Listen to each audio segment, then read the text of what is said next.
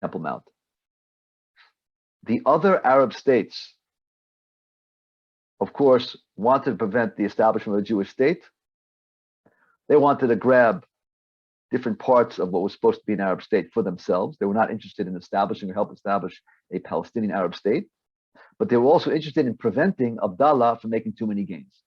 So already by that sentence, you understand that the Arab countries invading were working at cross purposes. They were not unified in their goals, and they didn't really work together. So this is in terms of the Arab war aims. Regarding the Israelis, the Jewish war aims, first of all, it's not cynical to survive. This is an existential war, okay? And this was to survive, having created an independent Jewish sovereign state, rising up like a phoenix from the ashes 3 years after the Holocaust, Shoah.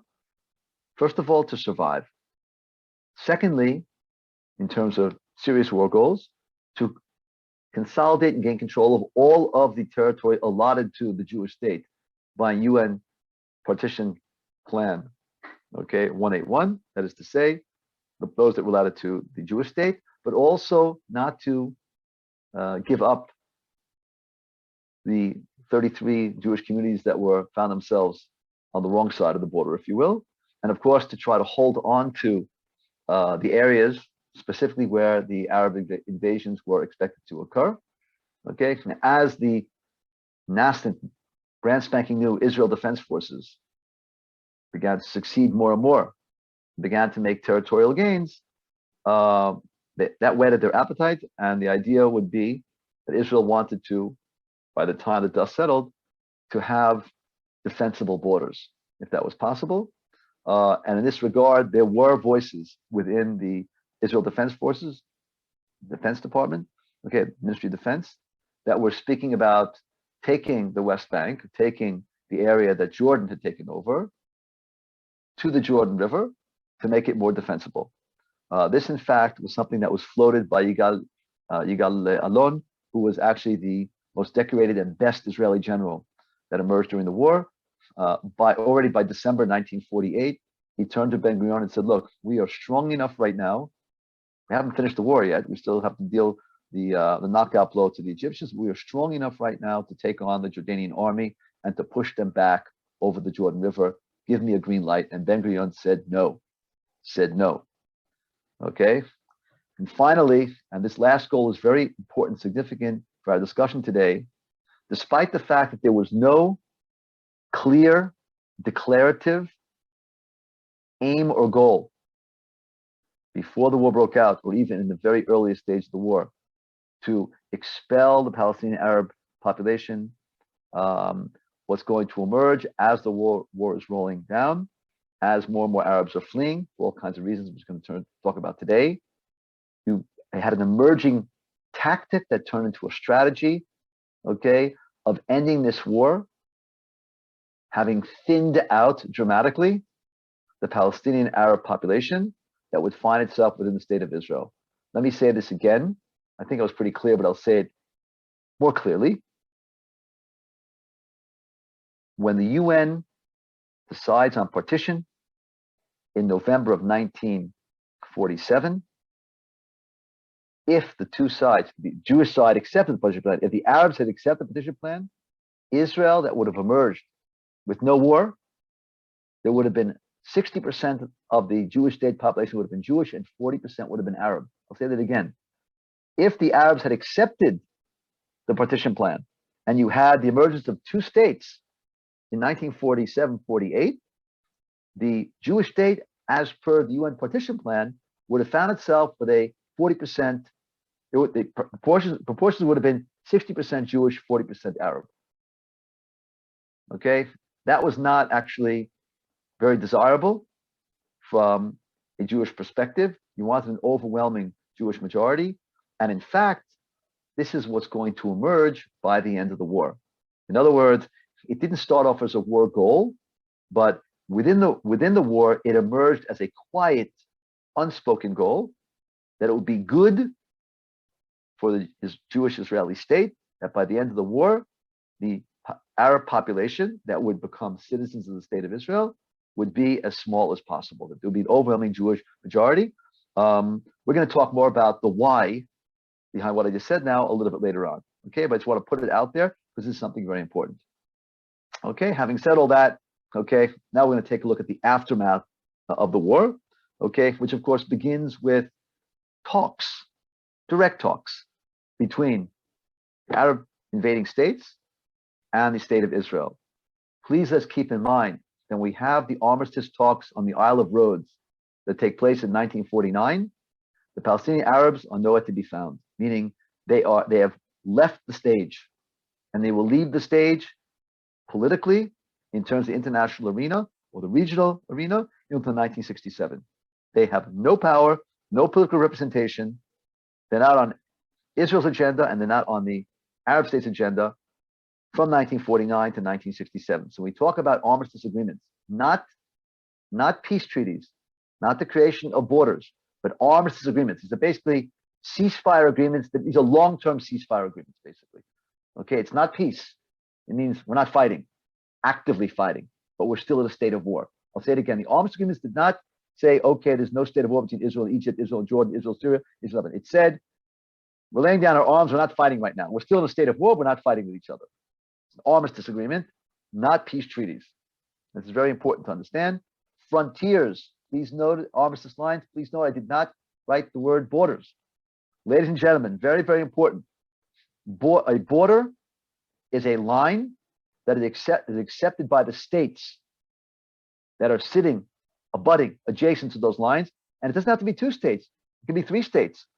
In Israel, I can show you a place, a point where you have the meeting point of 3 sovereign states. I've also been in places in South America that have the meeting point of 3 sovereign states. It doesn't have to be 2, it can be more than 2.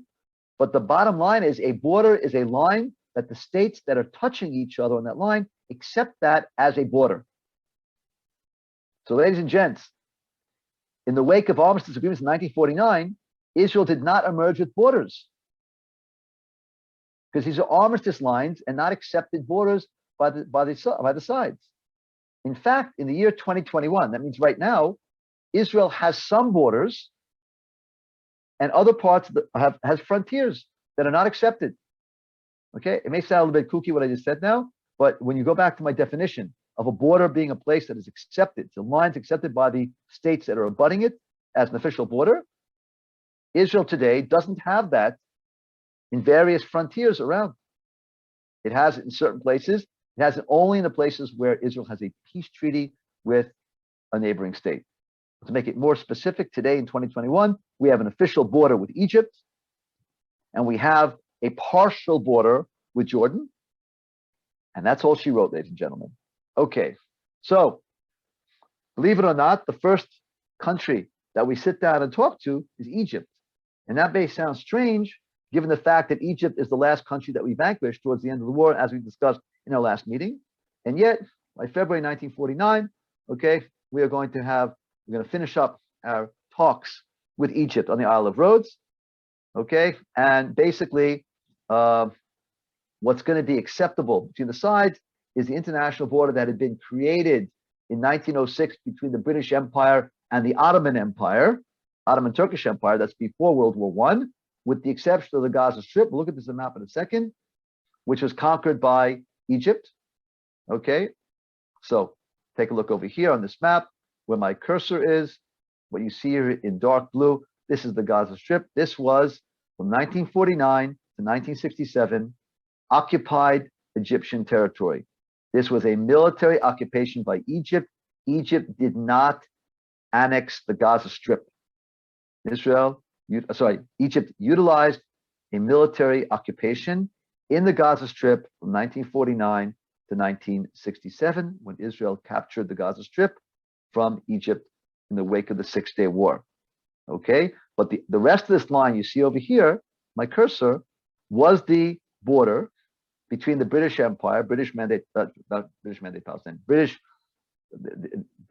Ottoman Palestine, okay, and Egypt, which was controlled by the British from 1882. So 1906, there was a negotiated border, which is the international border between what was then the British Empire, where my cursor is, and the Ottoman Empire, where my cursor is.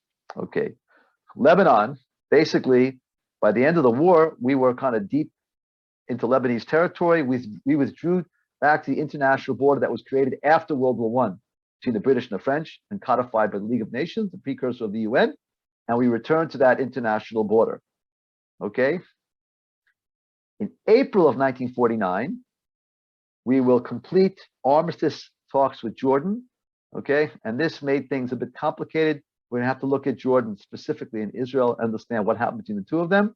Okay, we'll get to that in a few moments.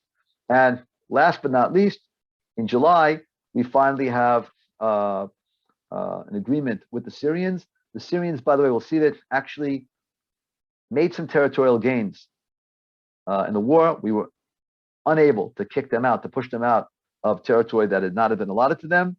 And they remained in those areas until 1967, okay, which made things a little bit messy between the two sides. So now we're taking a look at what we have here after the armistice agreements of 1949. So please note, we talked about the Gaza Strip, which remained in Egyptian hands.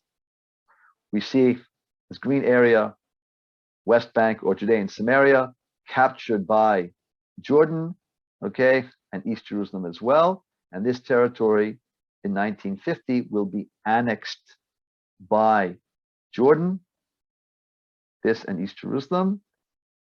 East Jerusalem becomes the second capital of Jordan after Amman.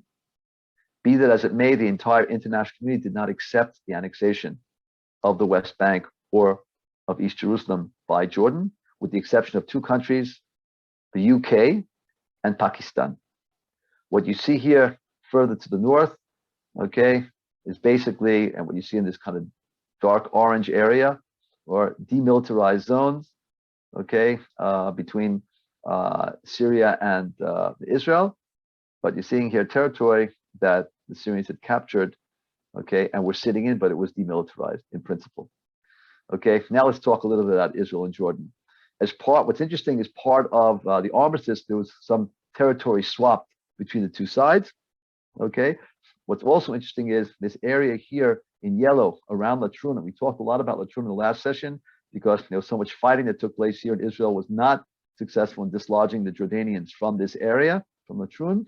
This became a demilitarized area, and of course, Jerusalem becomes a special case. And it's worth tarrying for a moment because what's going to ensue as part of these armistice agreements is that basically Jerusalem becomes a divided city for 19 years, from 1949 to 1967, between two sovereign states. Israel, controlling the lion's share of the city, controlled the western part of the city, which is the area over here that I'm showing you here with my cursor, including a little salient over here on, over here, Mount Scopus, okay? Israel controlled 38 square kilometers, which is something like 22 square miles. The Jordanians controlled the old city here, you see here, which is 1 square kilometer, and another 5 square kilometers around that.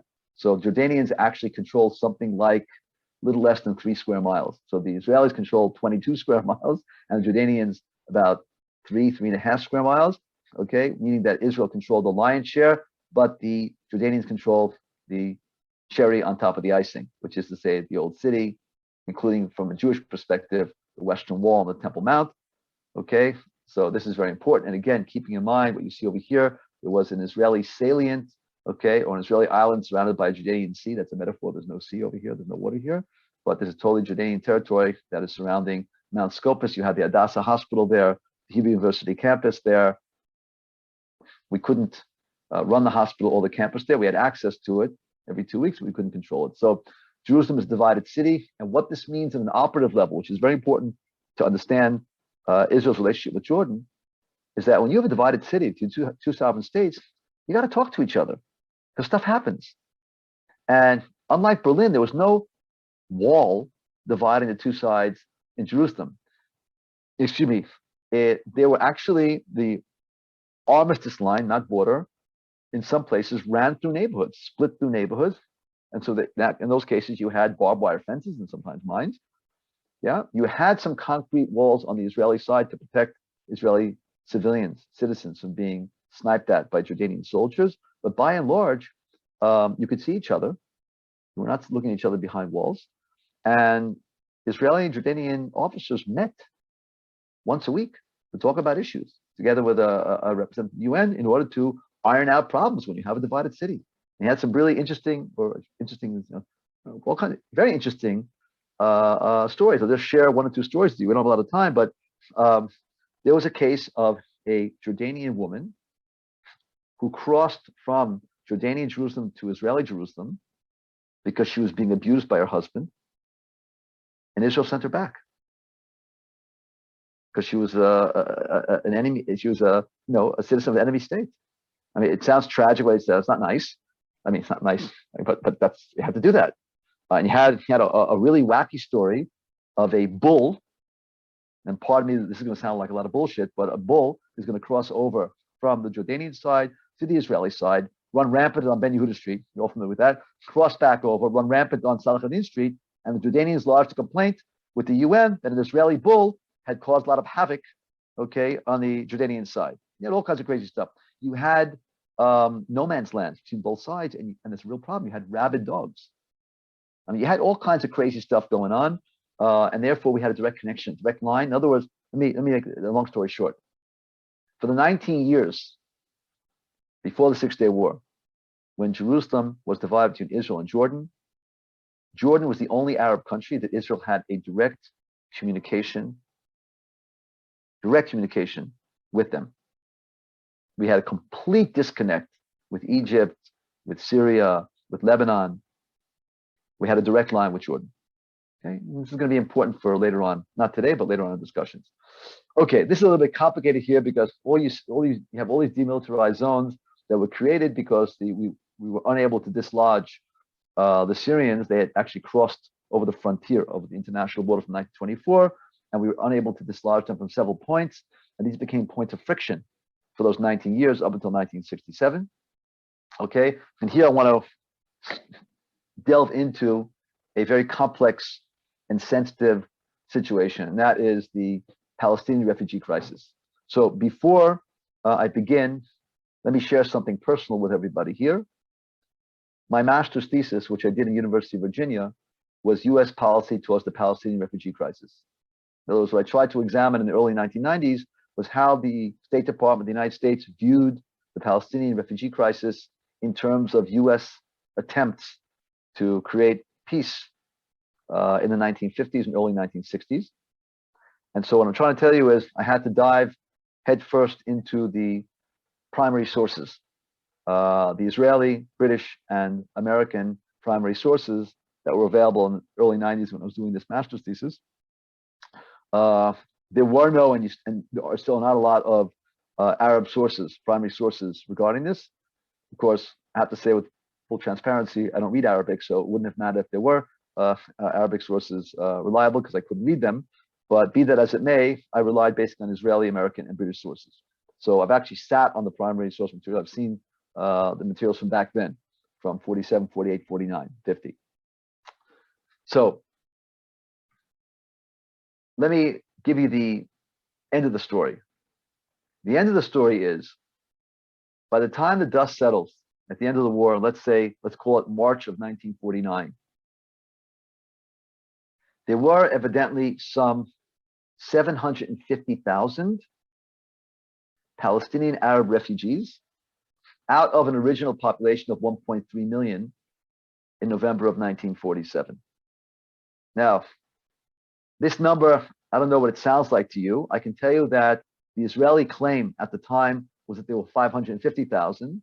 The Arab claim at the time was there 1.1 million. I'm not splitting the difference by telling you the midpoint between 550,000 and 1.1 million is 750,000. That may very well be the case, but actually 750,000 I'm giving you now rests on how many mouths the UN had to feed, okay, in March of 49, and what UN, American, and British sources then talked about in terms of the numbers.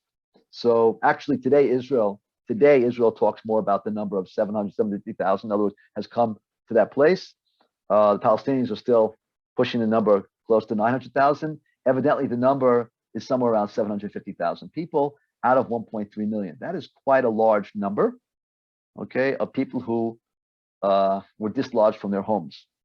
Some of them very far from their homes, some of them not so far from their homes. So here, what you have in front of you are the various stages of the creation of this refugee situation.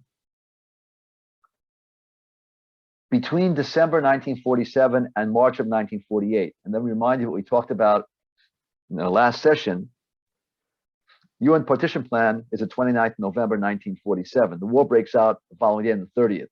So we're saying that with the outbreak of the civil war between the Jewish and Arab populations of British Mandate Palestine, which is the first half of what we call a war for independence, basically you had tens of thousands of Palestinian Arabs who are going to leave the area, and we're talking about the economic elite and the intellectual elite. They're not being forced out of their homes, they're not being kicked out, they're not being evicted. They left because they could leave, because they're entering it. These are mostly the urban elite. Fighting will break out in the mixed Jewish and Arab cities. If we're talking about Jerusalem, if we're talking about Tel Aviv, Jaffa, if we're talking about Haifa, we're talking about Safed, if we're talking about Tiberias, okay, we're talking about these mixed cities. And, you know, when war comes to your home, you typically want to get out of harm's way. And these people had the financial capacity and the connections to do so. So here we're talking about, these are refugees by choice, basically, who are going to leave. Some of them are going to leave not too far away, like to Beirut. Others are going to leave the region in its entirety.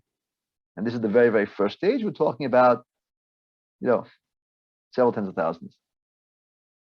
Also take into consideration what we talked about in our last meeting, which is the Jews. I didn't say Israelis because there's no Israel yet, right? This is first stage is March until March 48. Okay, the Jews had not yet gone on the offensive at this point, right? Jewish forces will go on the offensive, as we said in the last meeting, the very, very beginning of April 1948, some 6 weeks before we declare independence and create the state of Israel.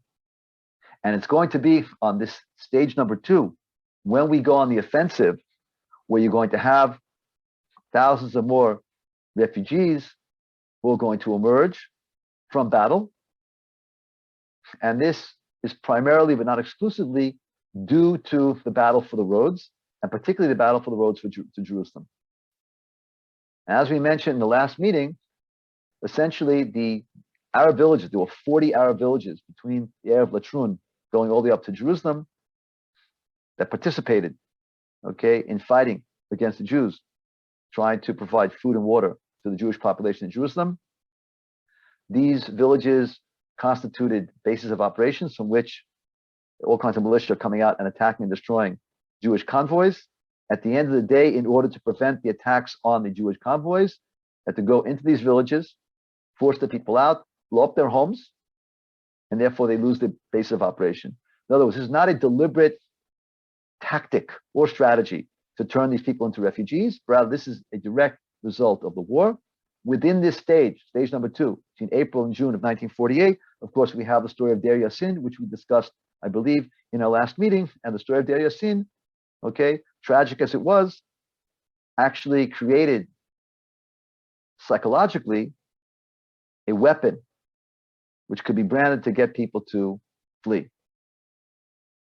Stage number 3, which goes from July 48 forward until around October, here we have a specific, deliberate Israeli tactical policy that's going to emerge.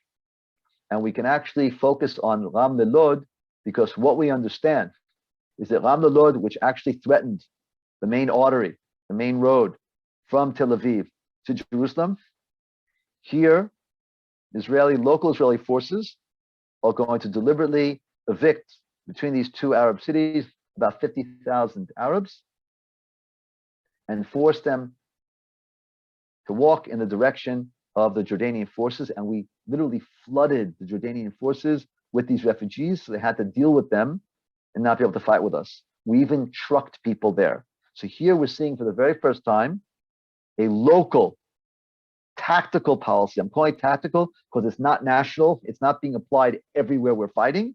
It's applied specifically over here. But this emerges as a tactic that will turn into a strategy. Because really from October until the end of the war, we're going to apply This tactic, both in the north of the country and particularly in the area of the Negev, in the south, okay, basically, when we defeat the Arab forces, we also force the civilians to retreat together with the Arab armies that are retreating. Okay, and this is already done as a strategic policy when, as I said previously, it emerges that it is felt that this is in our interest by the end of the war to have as small an Arab population as possible. Okay, this emerges during the war in later stages of the war. And please note the last stage number 5 here, is in the aftermath of the war. What does that mean, aftermath? It means that you had many, many Arabs who tried to return to their homes. And given the situation at the end of the war, Israel was not interested in allowing these people back. And we closed the frontiers off and did not allow them to come back, okay, as a deliberate, specific, declarative policy. This is very, very important. Okay, now, already by December of 1948, December 48, you have UN Resolution 191, which is a resolution that deals with a lot of different issues, including Jerusalem, but it deals specifically with the issue of the refugees. In other words, what emerges in the international community by December of 48 is that there is a crisis. We're talking about huge numbers locally, regionally, of refugees that the UN has to start dealing with now. And there's an attempt to repatriate or to try to roll this back. It doesn't quite work out, as you know. The war is still not over, but this is not something that's going to move a lot. But it's already becomes on the agenda of the international community. Now, look what's interesting here, ladies and gentlemen. I have to stop for a second and say the following. Let's remind ourselves something. For sure, from the mid-1930s into the outbreak of World War II, and then following the very end of World War II, until up to this period here, the world was awash with huge numbers of refugees. 1930s, you had Jews fleeing from Nazi Germany, okay, from starting from 38, from Nazi Austria and Nazi Czechoslovakia, okay, Jews were fleeing. Jewish refugees couldn't get anywhere. They weren't being allowed into many countries. There was a refugee crisis. I'm reminding you, and Roosevelt in 38, in Evian, okay, French holiday village on the French-Swiss border is called the Evian Conference, and all these different states are going to beat their breasts and say, oh, what a bad situation is, and nobody's willing to accept Jews, except with the exception of the Dominican Republic, who's willing to accept a small number of Jews, but basically, a lot of lip service, nobody does anything. And then in 1945, the end of the war, you have millions of refugees in Europe. I'm not even talking just about Holocaust survivors. You have millions of people, okay? There's such a huge shift of millions of people all over Europe, okay? They're being pushed in this direction and that direction. And this is still, in 48, it's not that all these refugees have been resolved. And now you have the emergence of another refugee issue, which, by the way, numerically speaking, is much, much smaller than the refugee crisis that is all over Europe, still at this moment in 48. But on a regional basis within the Middle East, it's actually quite significant, these numbers. And it very clearly becomes politicized here. And what's going to emerge is Palestinian refugees over time will be defined not just the people of this generation that emerged from this war, but their children and their grandchildren will also be counted on or identified as refugees. Meaning, ladies and gentlemen, if you're a Palestinian refugee and you make it to America and you become a citizen and your children are born in the United States and the US citizens, they still count as refugees. So the grandchildren, which is the only example, as far as I know, of refugees that it has gone from generation to generation, which is quite remarkable, to say the least, and quite strange. So let's get to the numbers again. As we said, in 49, Israeli claims that there were about 550,000, Palestinians claimed about 950 or a million. The UN, US, and UK claimed at the time we're talking about 750,000, which evidently is more or less the number. Please note to where many of or most of the refugees ended up going to. Okay, the largest single number in terms of percentage-wise ended up in Jordanian territory, meaning, ladies and gentlemen, first and foremost, the area that had been allotted to the Palestinian Arabs but was taken over by the Jordanians, which is the West Bank. Okay, also had fairly significant numbers in Lebanon and in Syria. Okay, and please note, ladies and gentlemen, Gaza Strip. Guys, the Gaza Strip is a 20th century phenomenon. There was no such thing as the Gaza Strip before 1948-49. Didn't exist as a territory. Not too much there. And the truth is that most of the people populating the Gaza Strip in 1949, 1950 were refugees. Even today, over 50% of the population are defined as refugees in the Gaza Strip, which of course has grown exponentially. Okay? And here you can see the different directions in terms of a map where people are going. Now look, ladies and gentlemen. Now let's go to this slide. When we take a look at the demography that emerges in 1949, particularly within the state of Israel. So Israel, the end of the war in 1949, has a population of almost 1.2 million people. By contrast, today, in 2021, the population of Israel is 9.3 million. At the time, in 1949, 86% of the population was Jewish, and 13.5% were Arabs. By the way, by contrast to 2021, in 2021, out of 9.3 million people, 75% of the population is Jewish, 21% of the population is Arab, and 4% is neither.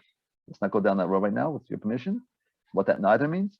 In any event, please note, in these 70 plus years, the proportions have not changed dramatically. But these numbers you see in front of you were something that Israel was very happy about. Meaning, and here we have to stop and remind ourselves of something that's very important, something we talked about in the past. When the Jewish national movement, Zionism, was going to emerge at the end of the 19th century, with the goal being to create a Jewish sovereign state, self-determination in the land of Israel, this was a demographic impossibility at that time. Because when the Zionist movement emerges, you had less than 30,000 Jews in the country, and you had an overwhelming Arab majority. And therefore, the demographics game, what I call a demographics game, between Jews and Arabs, has been critical and crucial from day one, since you have the emergence of a Zionist movement and later on a Palestinian national movement. And the numbers game is very, very significant. Now, it's so significant that even today, when there's an overwhelming Jewish majority, and it's very clear that it will not change demographically at this point, the Israeli government is still encouraging people to make children, which doesn't make sense from an environmental perspective and in terms of overcrowding and in terms of pollution and so on and so forth in Israel. The government still encourages, through taxes, encourages the creation of more and more children in Israel, because this demographic issue, this boogeyman, if you will, okay, is psychologically still with us, despite the fact that this has been over with for a very, very long time. Okay, so what I'm trying to tell you is, and it's not very nice what I'm saying. What I'm trying to say is the results, the demographic results of the war were certainly to Israel's advantage. Now, having said that, let's take a step back, because I had mentioned something with my opening remarks. Ladies and gentlemen, I have to acknowledge that despite the fact that the Palestinians started this fight in 1947, at the end of the day, when I take a look at Israel's war for independence, and I want to look at winners and losers, there are two big winners. The two big winners are, first and foremost, the Jews. The Jews emerged like a phoenix rising from the ashes after the Holocaust and created a vibrant democracy. Okay, having survived an existential baptism of fire through our war for independence. The other big winners are the Jordanians. They gained control of the West Bank and East Jerusalem. They gained a very fertile territory. Let's remind ourselves that Jordan, on the other side of the Jordan River, is 90% desert. Okay, so they gain good territory. They gain prestige by gaining control of the third holy site to Islam. Big winners. The big losers were the Palestinian Arabs, and they lost everything. Starting with, ladies and gentlemen, and I'm saying this with empathy, they lost their homes. 750,000 people out of 1.3 million people became refugees. They lost everything. They lost their homes forever. So for them, what we call our war for independence, they call the Nakba the catastrophe. And for them, it was a big catastrophe. And I'm saying this because this has become part of their identity, their national identity, is this catastrophe of 1947 to 1949. This has become part of their identity, part of their national DNA, if you will. Okay, and I'm saying this because when we take a look at attempts in the last 25 years to create some kind of peace between the two sides, we keep talking about 1967, but they keep talking about 1948. So we're not talking the same language.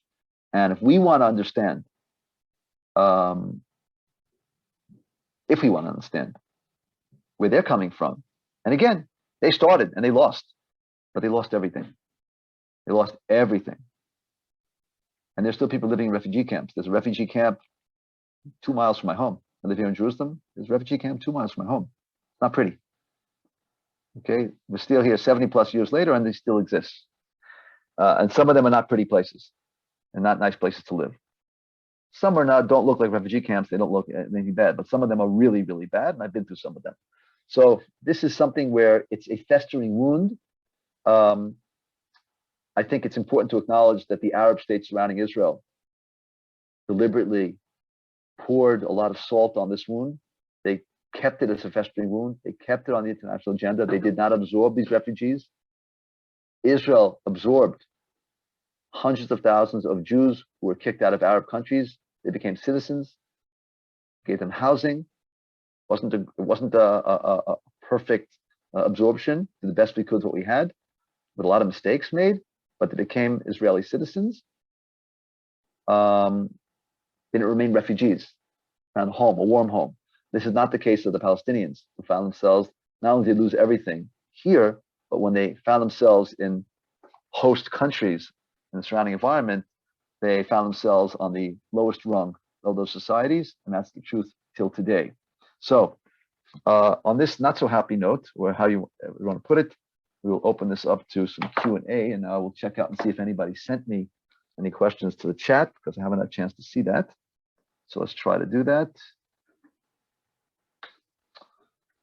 Okay, ladies and gentlemen, let's take a look how we're doing here, if there are questions. There are questions, good. All right, let's take a look what we have here. Okay.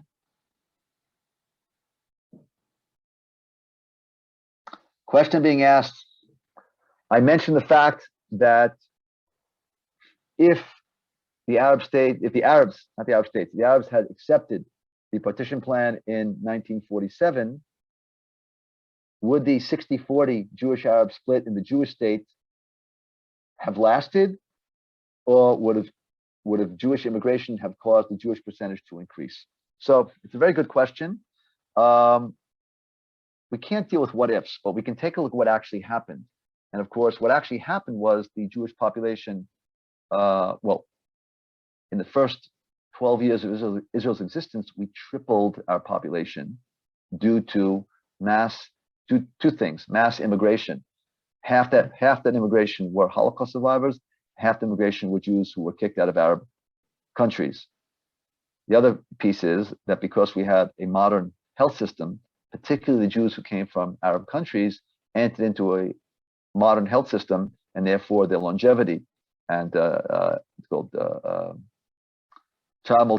child mortality, infant mortality, and also women dying in childbirth, all these phenomena were reduced dramatically, and all this greatly increased the Jewish population. So again, we can't say what if, but let's say presumably you still would have had these huge waves of Jewish immigration. On the other hand, the Arab citizens, the 40%, if it had been 60, 40%, also would have enjoyed a modern health system, and their population also would have grown dramatically. And that I know without playing the what if game, because that's exactly what happened in 1967. When we take a look at the Arabs who found themselves of East Jerusalem, that found themselves under Israeli sovereignty after 1967, their population naturally grew dramatically because they entered into a world-class health system, going from a third world country into a first world country, and it dramatically shook up. Their population growth rose dramatically. I'm talking about the East Jerusalem Palestinians. So I can extrapolate and say that probably there would have been a growth both of Jewish and Arab. Probably the Jewish growth would have been greater, but over time, the birth rate of the Arabs, certainly during those years, was much, much greater than the Jews, and that may have equalized things. But this is a what if question. I really can't do what if. Okay. I'm sorry, somebody wrote to me they couldn't see the cursor. Nobody saw the cursor. I apologize about that. I thought people could see the cursor. I'm being asked the question: Can the coast, can the beaches be considered a border? Absolutely. We have coastal borders, 100%. The United States has coastal borders. You have East Coast and West Coast. So the Mediterranean Sea meeting Israel, of course, is a border. Okay, absolutely. In fact, we have fights with our neighbors about the territorial waters of how far they extend, and we're having fights about natural gas that was found offshore and whether it was found in Israeli territorial waters or not. So yes, the answer is the question of territorial water, or the question of a border of a sea as a border. Absolutely, the answer is yes.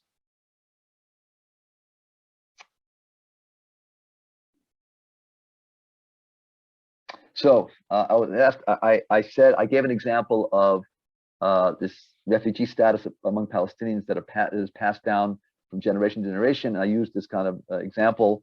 Let's say if a Palestinian refugee, and this is not a made-up example. I'm thinking very clearly of something very specific, which I'll share with you right now.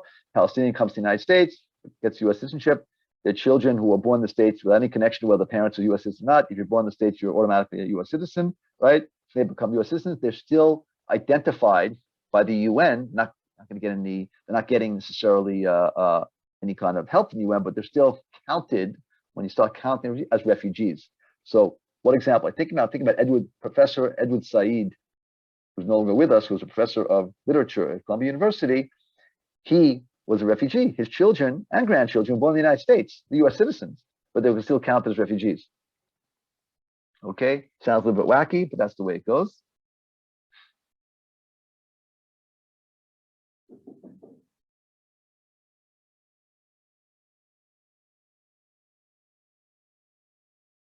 Okay, look, some of the questions that are being asked now is about how the Arab states have treated the Palestinian refugees. Look, as I mentioned, in a very cynical way, not me saying it cynically, in a very cynical way, the Arab states have exploited the Palestinian refugees sitting in their territory for their own political purposes. In a very disgusting way, you might say. By the way, just so we're not misunderstood, if you were paying attention to the war that was taking place, to a certain extent still taking place in Syria in the last 11 years, there were several Palestinian refugee camps that were bombed by Assad and also by the Russians. These people are really terrible shit because they're not citizens of Syria, and they're pawns. They're really pawns. And certainly in Lebanon, it's a very, very complicated story in Lebanon as well. These countries have used these people as pawns. It gets worse than that. When you have the creation of the Palestinian Authority, which is a joint creation of the Israeli government and the PLO, following the beginning of the Oslo Accords in 1993, when you have the emergent Palestinian Authority in 1994, and you began to receive funding from the EU and from the United States, what you did not see is them putting money into dismantling the refugee camps in the cities that they gain control over. So, for example, the PA, the Palestinian Authority, controls the major Palestinian cities in Judea and Samaria, in the West Bank, in which you have refugee camps, and they didn't dismantle them. They didn't tear them down. They didn't build proper housing for their people there. So you want to talk about cynicism, that's even more cynical, to my mind, in my personal opinion, than the Arab states doing it. Well, these are people doing it to their own people. I said the Palestinian elite left their own volition in 1947, beginning in 1948. We have numbers on that. Look, ladies and gentlemen, the best book that's been written in English, probably maybe the best book that's been written on the origins of the Palestinian refugee problem was a book called The Origins of the Palestinian Refugee Problem by Benny Morris, who is an Israeli historian. His original book, I think, came out, if I'm not mistaken, in 1987 or 1988. It was updated a few years later, maybe a decade later. And it is the most in-depth book written on it, again, by an Israeli Jewish historian. And he goes into all the minutiae, and you can find the precise numbers, okay, of all these stages, okay, and how it played out in his book. Okay, so the origins of the Palestinian refugee problem by historian Benny Morris.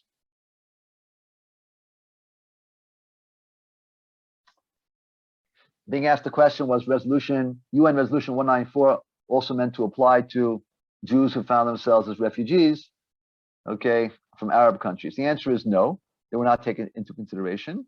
This story is a very complicated one. And I'll tell you why it's complicated. It's complicated because a significant number, maybe a third of the Jews who left Arab countries to come to Israel came for Zionist reasons and not because they were kicked out. And the best example I'm talking about now are the Moroccan Jews. The Moroccan Jews were not forced out of Morocco. Okay? The Iraqi Jews were. The entire Iraqi Jewish population had to come to Israel. We're talking about the oldest diaspora community in the world, ladies and gentlemen. Let me say that sentence again. The oldest Jewish community outside the land of Israel that began, listen carefully, that began 2,600 years ago with the destruction of the first temple, the so-called Babylonian exile. Babylon is located in what is Iraq today. You had a Jewish presence in where Iraq is today from 586 BCE until 1950.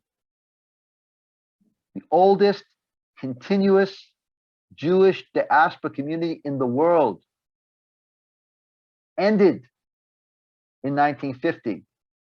All the Jews are forced out, and this is, by the way, the only example I can think of Jews, a Jewish community in the Middle East, in the Arab world, that came to Israel in its entirety. By the way, I'll say in brackets now that this is also the most successful Mizrahi community in Israel, because the Iraqi Jews came with their intellectual elite and their economic elite. They came with nothing, the economic elite. They had to leave everything behind, but they had the knowledge, the wherewithal, and the knowledge of how to do well economically. And their intellectual elite had to learn a new language. Some of the most important writers, poets, playwrights, intellectuals of Iraq were Jews, and they had to come and learn Hebrew. And some of them, it took them time. They entered the academy here.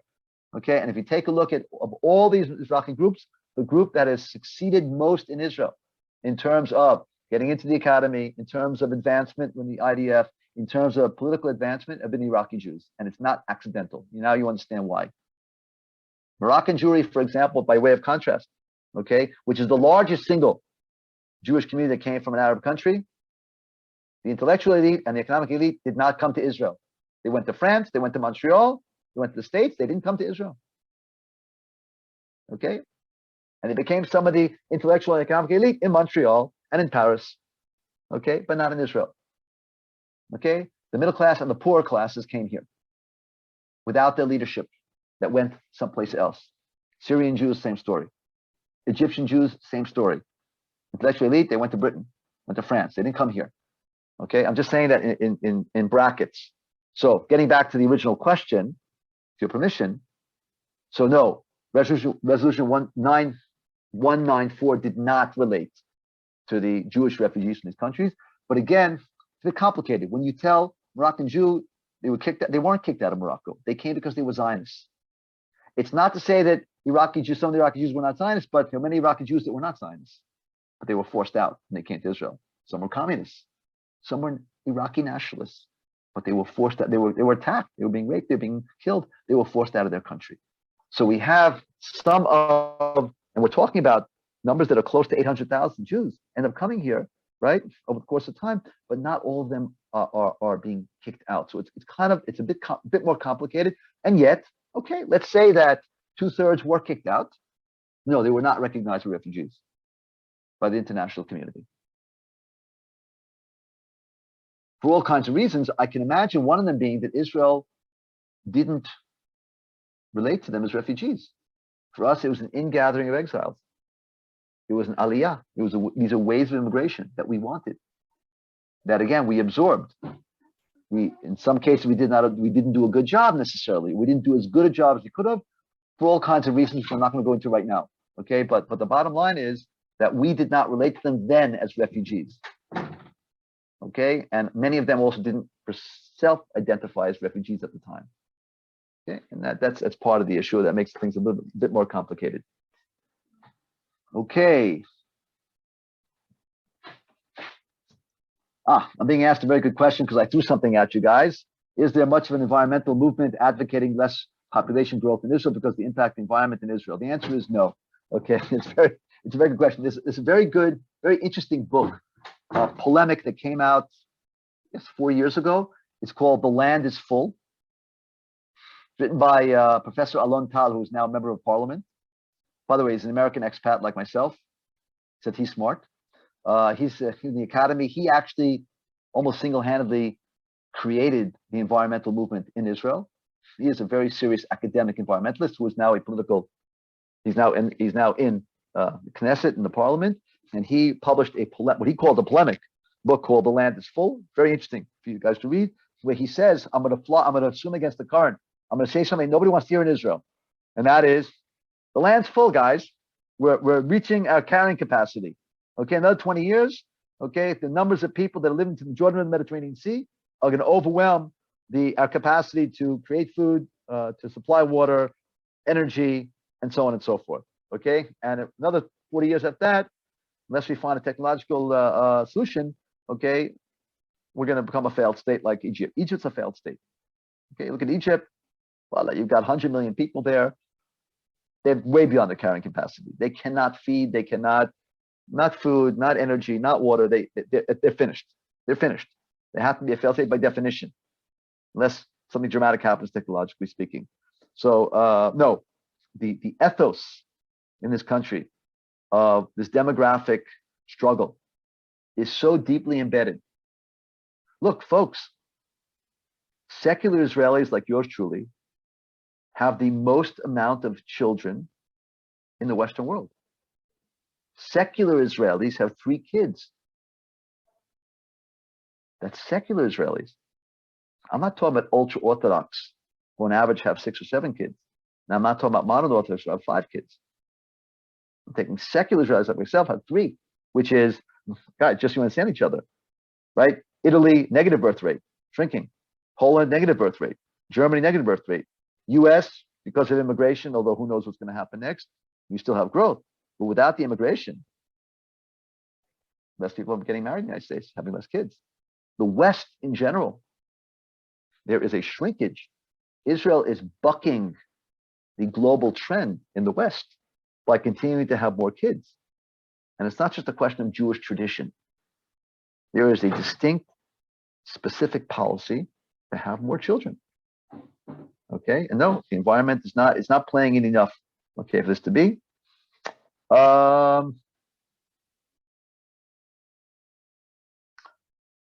Why is the UN organization that deals with refugees, Palestinian refugees, UNRWA, still in existence? even though many refugee relief organizations closed their doors after, decades ago, they ceased to exist within reasonable amount of times after the crisis took place. Look, it's a very interesting question. One can look at it from different angles. One would be political. But another angle can say, look, the Arab countries are not taking care of these people. UN doesn't step in, it's going to die. Okay, on a humanitarian level, there's a problem here because they're not taking care of these people.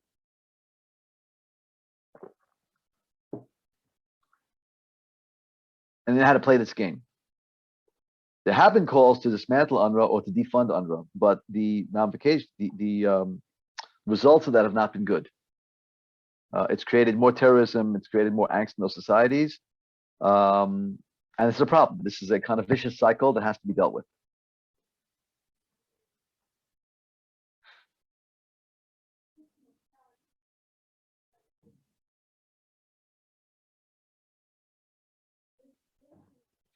So no Arab states have taken have made any kind of effort to, well, sorry. The only Arab state that actually has done something to a certain extent is Jordan. And I'm saying that because Jordan actually, when Jordan took over the West Bank during the war, they actually gave citizenship, not to all, but to many of the Palestinians there, turned them into Jordanians because they wanted to erase a distinctive Palestinian identity. Okay, that was the Jordanian policy until 1967. So Jordan is kind of an exception to that case, but they didn't give all refugees citizenship. They're the only one that moved in some direction, not completely. There were plenty of refugee camps that were under Jordanian occupation of those areas that continued under the Israeli rule of those areas as well.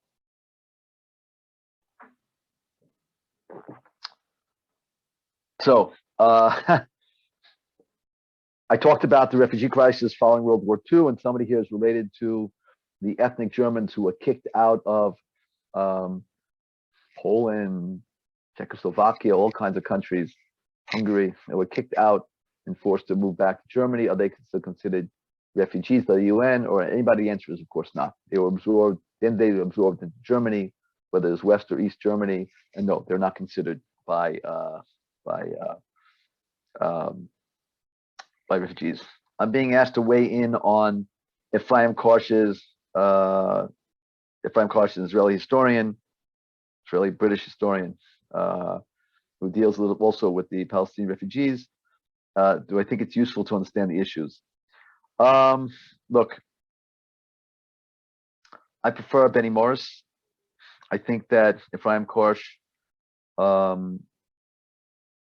lands too heavily on a polemic side of trying to push an agenda.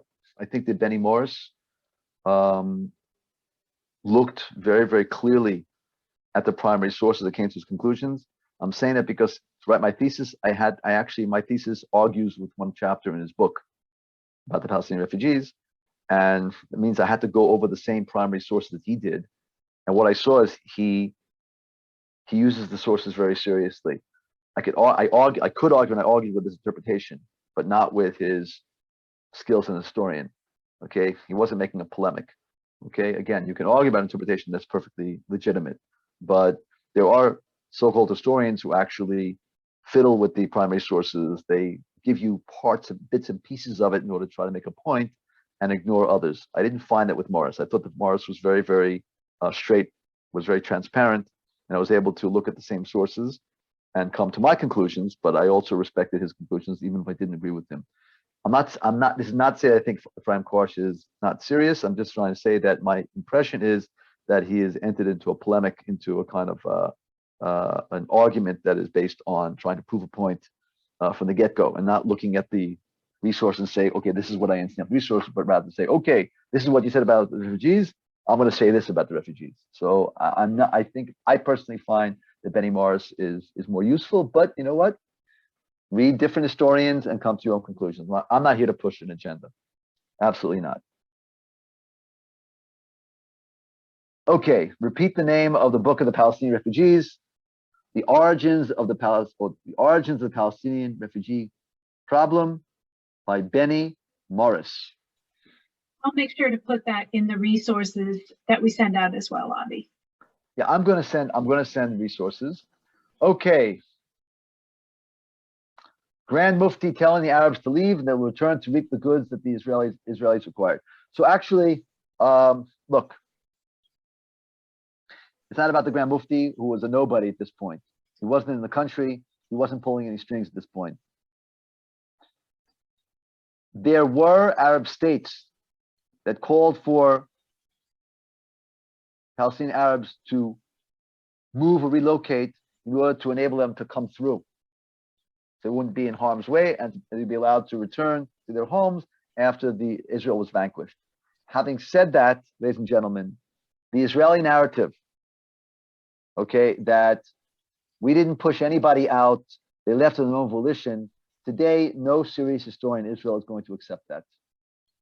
Okay, it's simply, at this point, you have to understand that until the late 1970s and early 80s, nobody had, in Israel, had access to the primary sources, the primary Israeli sources, because of the 30 years law. There's a 30 years law, states, Britain, archival law. In Israel, statute of limitations. After 30 years, a lot of these government documents become open to the public.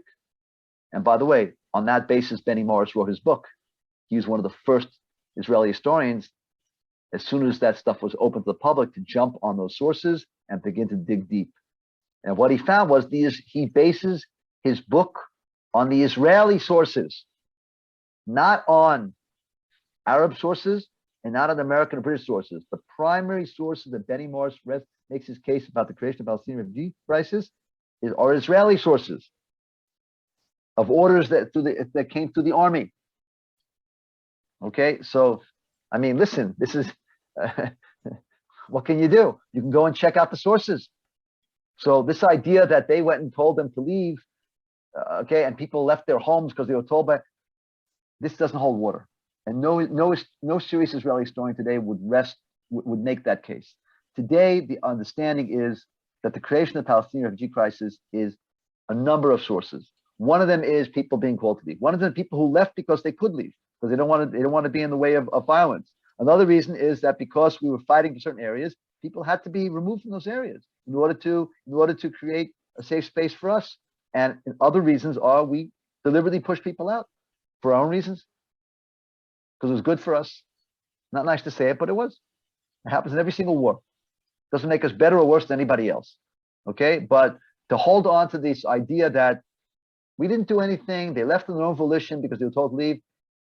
No serious respected Israeli historians today in the last 30 years would make that statement with a straight face and back it up with some kind of proof. It doesn't hold water, folks. That was the narrative here for decades, and it has not been the narrative for the last few decades. Okay, and it's not because of people have now, have changed politically how they view things. It's because we now have access to the primary sources, which we didn't have before. And if you're a serious historian, you read the sources and come to your conclusions. And that's what's happened. So that's what I can tell you. And I'm saying as somebody who's actually read the primary sources. I've looked at them. Okay, folks, this is rolling down. All right. What happened in terms of Resolution 194? Look, Resolution 194 also talks about the fact that the refugees are willing to live at peace with us. Okay, it's not open-ended. Israel accepts the refugees back, and we can start fighting once again. Okay, it's predicated on the idea that you can have peace. That wasn't in the offing in December of 1948 when Resolution 194 was tabled by the UN. So nothing's really happened with it. Look, the reality on the ground is the following. If you look at things now in 2021,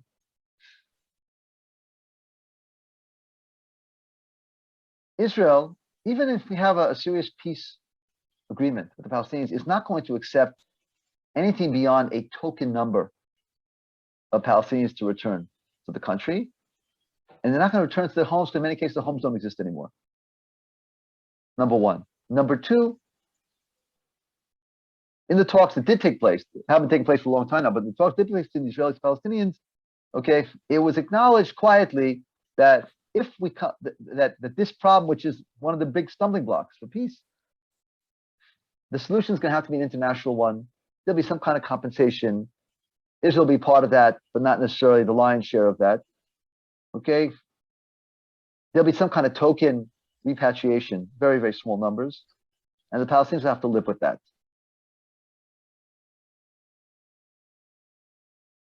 As time is going on, my gut feeling, which has no, it's not anchored in kind of reality that you can put your fingers on, but my gut feeling is that if there's a true mutual desire to create peace, a solution will be found to this.